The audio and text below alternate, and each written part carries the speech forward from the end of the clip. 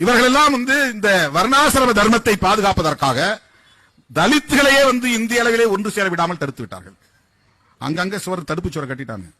முன்னெல்லாம் நம்ம மேடையில மனசார சேரமோ இல்லையோ மேடையில ஒன்னா சேர்ந்து நின்னோம். இப்ப சேரவே முடியாது. அவ்வளவு பெரிய இடைவெளியை உருவாக்கி விட்டார்கள்.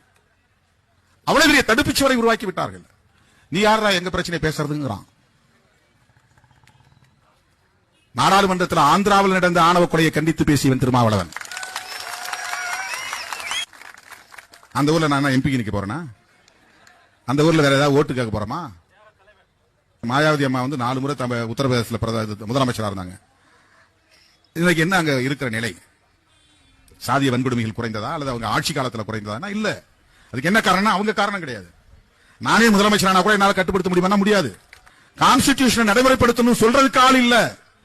புரட்சியாளர் அம்பேத்கர் அவர்கள் ஒரு புரட்சிகரமான சட்டத்தை நமக்கு வழங்கி இருக்கிறார், அதை நடைமுறைப்படுத்த வேண்டும் என்று சொல்வதற்கு முடியவில்லை. அதனால்தான் டெல்லியிலும் ஆணவ கொலை தடுப்பு சட்டம் கொண்டு வரதுக்கு தயங்குறான். மாநில அரசுகளும் தயங்குகின்றன. Honour killing, prevention of honour killing act அப்படின்னு கொண்டுட்டு வரணும். பிரிவென்ஷன் ஆஃப் அட்ராசிட்டிஸ் ஆக்ட் வந்திருக்கு இல்லையா? சாதிய வன்கொடுமைகள் தடுப்பு சட்டம். திரும்ப திரும்ப அதை பற்றி பேசிய பிறகுதான் அது சட்டமாக வந்தது. பயப்படுறாங்க.